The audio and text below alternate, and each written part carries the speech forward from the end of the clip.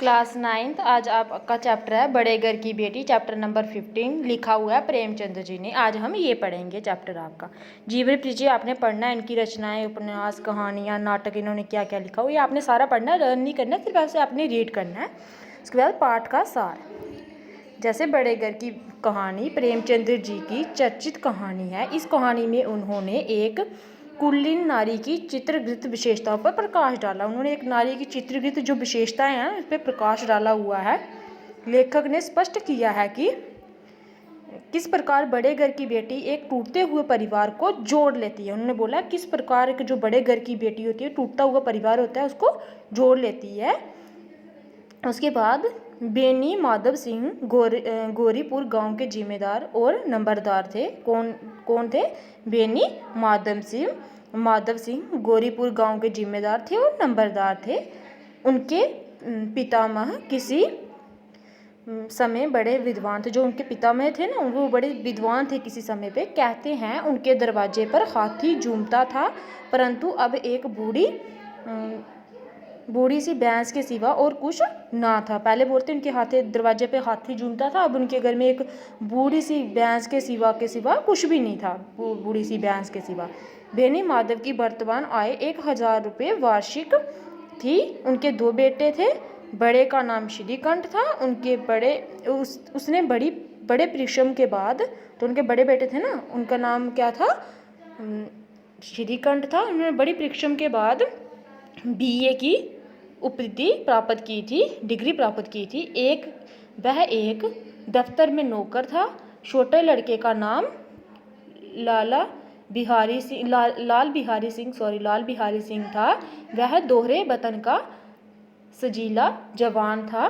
श्रीकंठ जी की दशा उसके विपरीत थी। वैदिक ग्रंथों से उनका विशेष प्रेम था। वह अंग्रेजी डिग्री के स्वामी होने पर भी अंग्रेजी सामाजिक प्रथाओं के विशेष प्रेमी न थे, बल्कि वह उनके निंदक थे। वो क्या करते थे? अंग्रेजी डिग्री थी उनके, लेकिन वो अंग्रेजी सामाजिक प्रथा होती है ना, वो उनके विशेष प्रेमी नहीं थे, ज़्यादा कोई प्रेमी नहीं थे, बल्कि उनकी वो क्या करते थे? निंदा करते थे, निंदक थे। यही कारण है कि गांव में उनका बड़ा सम्मान था। सम्मिलित कुटुंब में उनकी विशेष रुचि थी, इसीलिए गांव के कुछ लड़नाएं उनकी निंदा भी करती थी। उसके बाद आनंदी एक ऊंचे कुल की लड़की थी। आनंदी कैसी लड़की थी? एक ऊंचे कुल की लड़की थी। उसके पिता एक छोटी सी रियासत के तालुकेदार थे। उनका नाम था भूप सिंह, आनंदी के पिता का नाम। वह बड़े प्रतिष्ठित स्वभाव से उदार तथा प्रतिभाशाली थे। उनके यहाँ जहाँ लड़का एक भी ना था, जो आनंदी की कोई भाई नहीं था, 7 लड़कियाँ थी। 3 का ब्याह इतनी धूमधाम से किया कि कर्जदार बन गए। 3 का ब्याह उन्होंने ऐसे किया कि उनकी 7 बेटियां थी, 3 का उन्होंने विवाह ऐसे किया कि उनको कर्जा आ गया था उनके सिर पे। अब उनमें शादी पर अधिक व्यय करने की समर्थ नहीं थे, मतलब उनके पास इतने पैसे नहीं थे वो शादी पे लगा सके, जो क्योंकि उनके आगे वो कर्जदार हो गए थे। एक दिन श्रीकंठ उनके पास किसी चंदे का रुपये मांगने आए। भूप सिंह के उनके स्वभाव पर रिझ गए और अपनी बेटी आनंदी की शादी बड़ी धूमधाम से उनके साथ कर दी। किसके साथ? श्रीकंठ जी के साथ। चंदा मांगने आए थे, चंदे का रुपये मांगने आए थे। उनको स्वभाव, उनके पिता जो आनंदी के पिता थे, उनका स्वभाव, श्रीकंठ जी का स्वभाव उनको बड़ा प्यारा लगा था, इसलिए उन्होंने क्या कर दिया? आनंदी की शादी उनके साथ करवा दी धूमधाम के साथ। आनंदी अपनी सब बहनों से अधिक रूपवती तथा गुणवती थी, मतलब देखने में भी सुंदर और गुण भी बड़े ज़्यादा थे उसके अंदर। ठाकुर भूप सिंह उसे बहुत प्यार करते थे। आनंदी अपने नए घर में आई तो उसने यहाँ का रंग ढंग कुछ और ही देखा। जब वो अपने नए घर में आई ना, तो उसका रंग ढंग उसको कुछ और ही लगा। अपने मायके का सा ऐश्वर्य वहाँ कहाँ। वह एक सीधा साधा देहाती गृहस्थ का मकान था, मतलब ऐसे सीधा साधा मकान था, मायके जैसा उधर कुछ भी नहीं था। आनंदी समझदार थी। उसने थोड़े ही दिनों में अपने आप को इस नई व्यवस्था में के अनुकूल डाल लिया। आनंदी समझदार थी, उसने क्या कर दिया, उस पूरे घर को अपने आप को उस घर की अवस्था के अनुकूल मतलब उसी की तरह डाल दिया। ऐसा लगता है कि मानो उसने विलास के सामान कभी देखे ही ना हो। ऐसा लगता था कि उसने जो खुशी के पल है ना उसने कभी देखे ही ना, मतलब वो जो महलों में रहना उसने ऐसा लगता था कभी दिखे ही नहीं हो, जो इसी के लिए बनी हुई है, वैसा उसने अपने आप को उस घर में डाल दिया था। एक दिन दोपहर के समय लाल बिहारी सिंह 2 चिड़ियाँ मार कर लाया और बावज लाल बिहारी सिंह कौन था, आनंदी का जो देवर था और श्रीकंठ जी का छोटा भाई।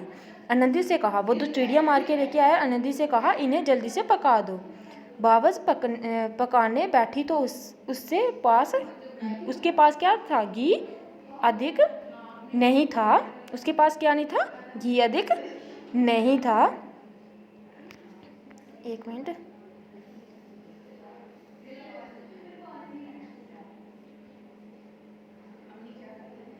उसने सारा घी मांस में डाल दिया। लाल बिहारी खाने बैठा तो दाल में घी ना था। जब लाल बिहारी खाने बैठा ना तो क्या था, दाल में घी नहीं था क्योंकि उसने सारा घी मांस में डाल दिया था। पगला पूछने पर आनंदी ने बताया, सारा घी मांस में पड़ गया। लाल बिहारी भूख के कारण पागल सा बना हुआ था। उसने बावज पर व्यंग्य किया, मायके में तो चाहे घी की नदियाँ बहती हों, आनंदी मायके की निंदा ना सुन सकी। बोलता है कि मतलब उसके जो देवर था, क्या नाम था, लाल बिहारी, उसने कहा कि ऐसा लगता है कि अभिमान से बोला कि मायके में तुम्हारे क्या घी की नदियाँ बहती हैं। हाथी मरा भी तो 9 लाख का। आनंदी अपने मायके की क्या नहीं सुन सकती थी, निंदा नहीं सुन सकती थी। उसने भी अभिमान की भाषा में कहा, आनंदी ने भी अपनी अभिमान की भाषा में कहा, हाथी मरा तो 9 लाख का, वहाँ इतना घी नित्य नाई कहार खा जाते हैं। बोलता आनंदी ने बोला, उधर इतना घी तो ऐसे ही लोगों में दे देते हैं, ऐसे ही बांट देते हैं। तो ये सुनकर लाल बिहारी जल गया। देवर बावज होती है, बाबी में खूब झगड़ा हुआ। आनंदी के क्रोध का भी ठिकाना ना रहा। उसने कहा, वह होता तो आज इसका मजा चिखाते। लाल बिहारी होते तो इसका, वो अपने पति के लिए बोलती, वो होते तो इसका मजा तुझे चिखाते, अपने देवर को बोलती है। लाल बिहारी अनपढ़ और अजड़ ठाकुर था। उसने खड़ाऊ उठाकर नंदी की ओर जोर से फेंकी। जो कढ़ाई नहीं होती है उसको उठाकर नंदी की ओर जोर से फेंका। आनंदी ने हाथ से कड़ाऊ रोकी, परंतु उंगली में बड़ी चोट आ गई। उसने हाथ से रोक दी कढ़ाई, लेकिन क्या हुआ, उंगली में उसकी चोट आ गई। श्रीकंठ शनिवार को घर आया करते थे। श्रीकंठ जो उसके आनंदी के पति थे, वो क्या करते थे, शनिवार को घर आया करते थे। ये घटना बृहस्पतिवार को घटी थी। ये घटना कब घटी थी, बृहस्पतिवार को। अतः आनंदी 2 दिन तक भीतर ही भीतर क्रोध पीती रही। 2 दिन तक, शनिवार के बाद बृहस्पतिवार में, शनिवार को घर आते थे और बृहस्पतिवार को ये घटना घटी थी। उसमें 2 दिन का अंतर होता है। तो 2 दिन में वो क्या क्रोध को पी के ऐसे अंदर अंदर घूरती रही। पति के आने पर उसने सारा वृत्तांत सुनाया, सारी बात सुनाई उसने। आनंदी की आंखों में आंसू थे। श्रीकंठ के क्रोध की आग भड़क उठी। प्रातःकाल होते ही वह पिता के पास गए और कहा कि अब वह इस घर में नहीं रहना चाहते हैं। श्रीकंठ जी कहते हैं, पिता ने बहुत समझाया परंतु श्रीकंठ पर कुछ असर ना हुआ। उन्होंने यहाँ तक कह दिया, लाल बिहारी को अब मैं अपना भाई नहीं समझता। उन्होंने, जो आनंदी के पति थे श्रीकंठ जी, उन्होंने ये तक कह दिया कि लाल बिहारी जो उनका छोटा भाई है, मैं उनको अभी भाई अपना नहीं समझता। लाल बिहारी को अपने किए पर